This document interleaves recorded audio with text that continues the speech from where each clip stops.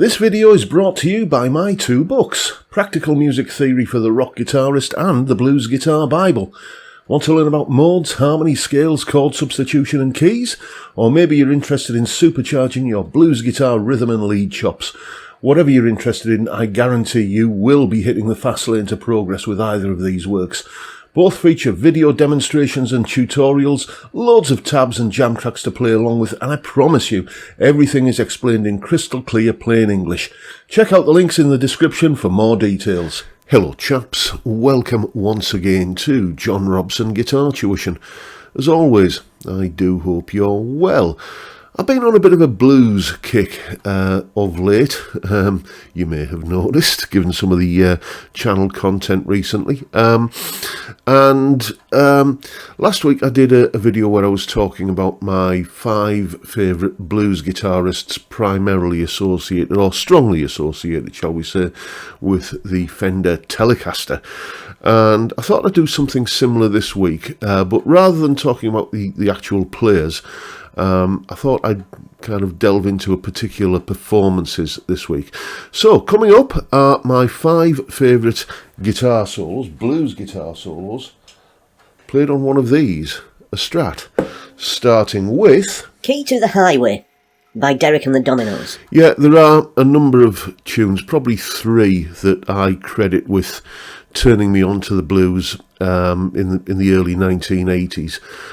One of them was the B-side of Stray Cat Strut by the Stray Cats, a live slow blues called Drink the Bottle Down. Another one is one I did a recent reaction video to on Patreon for the Tier 2 members, The First Time I Met the Blues by Buddy Guy, where he's absolutely tearing it up on a Guild Starfire thin line semi. And this one, Key to the Highway. I've told this story many times, but I'll just recap. There used to be a local current affairs TV show in this part of the world, the northeast of England, called Coast to Coast, and hosted by a fellow called Eric Robson, no relation. And the intro theme music to it was Layla. And this was just the most exciting guitar riff I think I'd ever heard. Found out what it was, went out and bought the Layla album and discovered Key to the Highway, an impromptu blues jam featuring the talents obviously of Eric Clapton but also Duane Allman. All of these tracks are linked in the description, and this one is just absolutely electrifying. It fades in at the beginning because Tom Dowd, the producer on these sessions, just heard the band jamming this song, and it was some way into the song, or must have been, the song had already begun. The band were just jamming in the studio, and he hit record on the tape machine and captured it. Thank heavens. So it fades in because the intro was missing because it wasn't recording when they first started playing it. But what a performance! This for me represents Eric Clapton as a fully fledged blues player.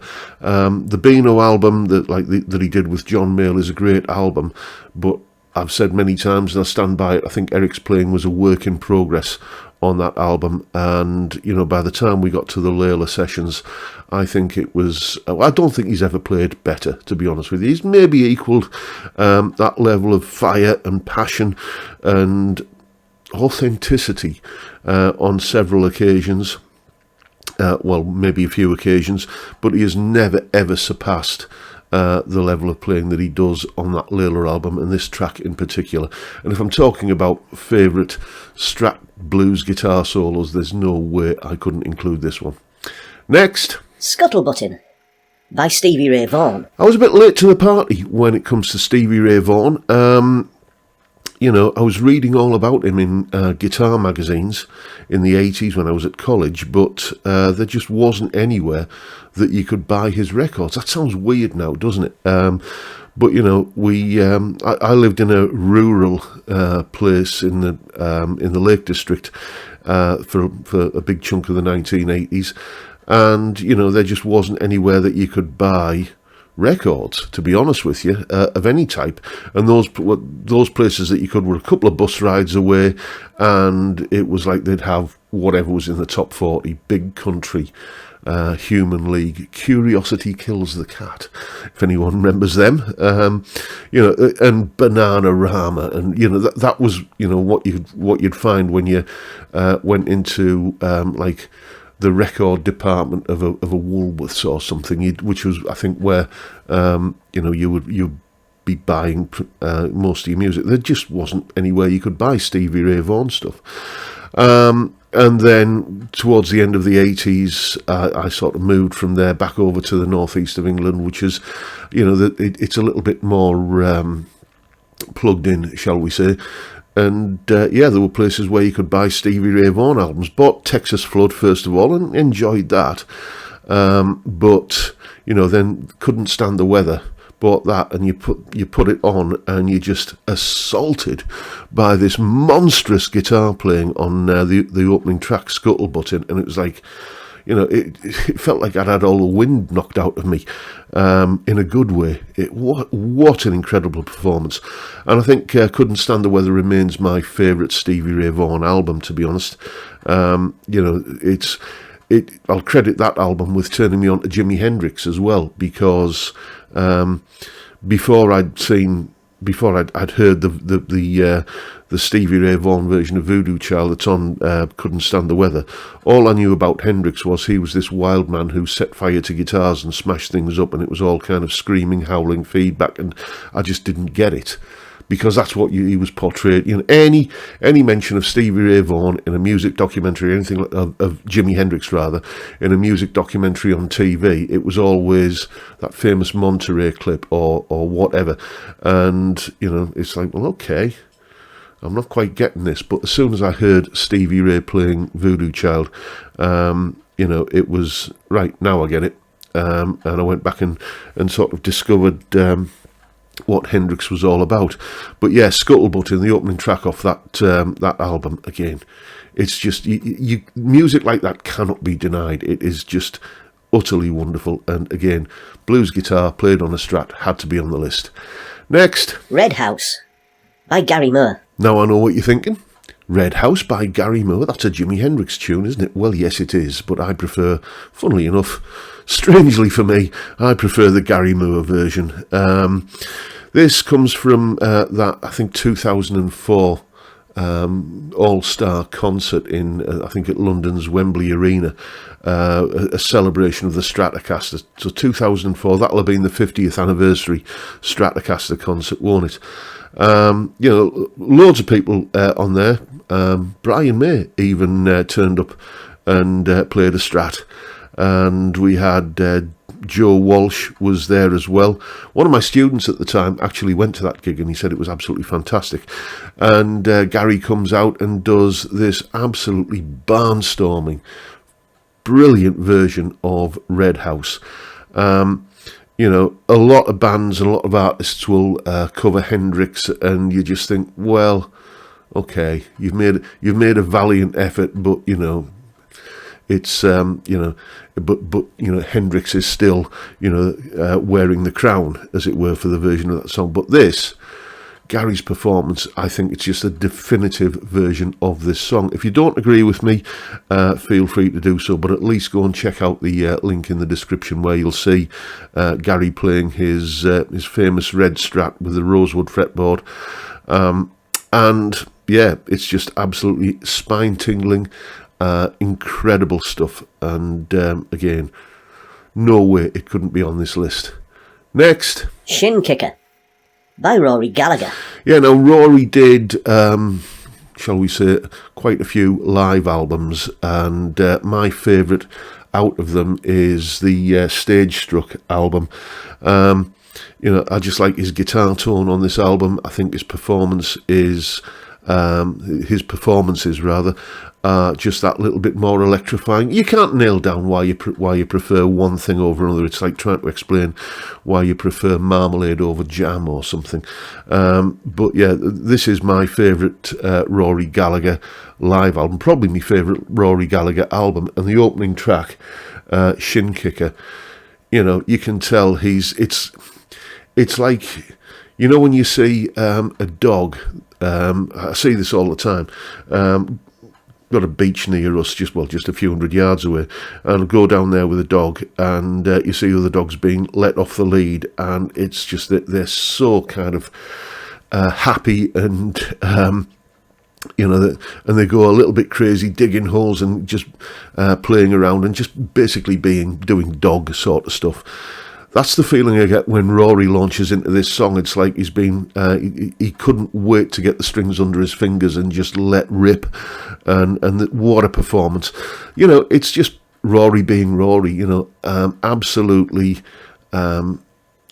energetic, electrifying, superb blues guitar playing, high octane rock and roll blues, and I absolutely love it. And again, no way that one couldn't be on the list. Next, Drown in My Own Tears by Jeff Beck. Yes, I don't think this track ever appeared on a Jeff Beck album. Correct me if I'm wrong, but the album that it does appear on is a Jools Holland album. For international viewers, Jools Holland is, he was the keyboard player in Squeeze, in and out of that band a couple of times. He's a fabulous honky-tonk blues piano player, and he has his own big band, the Jools Holland Rhythm and Blues Orchestra, and every New Year's Eve it's sort of become the tradition in the UK that you see in the New Year watching the Jools Holland Hootenanny, where he has his Rhythm and Blues Orchestra and various guest artists, come along and do a turn. And Jeff Beck turned up in 2003 and played this old Ray Charles blues song. It's a similar kind of, it's a blues in the same way that Need Your Love So Bad is a blues. It's basically that blues chord sequence rather than a 12-bar. But just watch, if you only watch any one of these clips, probably this is the one to go and check out in the links below. Just marvel at his technique, for a start off, the way he's making his white Stratocaster howl and whoop and holler and cry and just make all kinds of noises that you didn't think an electric guitar ought to be able to make. But then again, it's Jeff Beck, and that's what he did, isn't it? Just absolutely incredible performance, technique and musicality in equal measure, really. And he does that thing that Jeff always used to do of making it look effortless, which obviously for him it was, because he was Jeff Beck and a genius. But yeah, absolutely superb bit of blues guitar playing. As I say, it features on one of the Jools Holland Rhythm and Blues Orchestra albums, where he's inviting his friends to come and play a tune, and it was also on this live New Year show from 2003, which is the clip I've linked below. So there you go.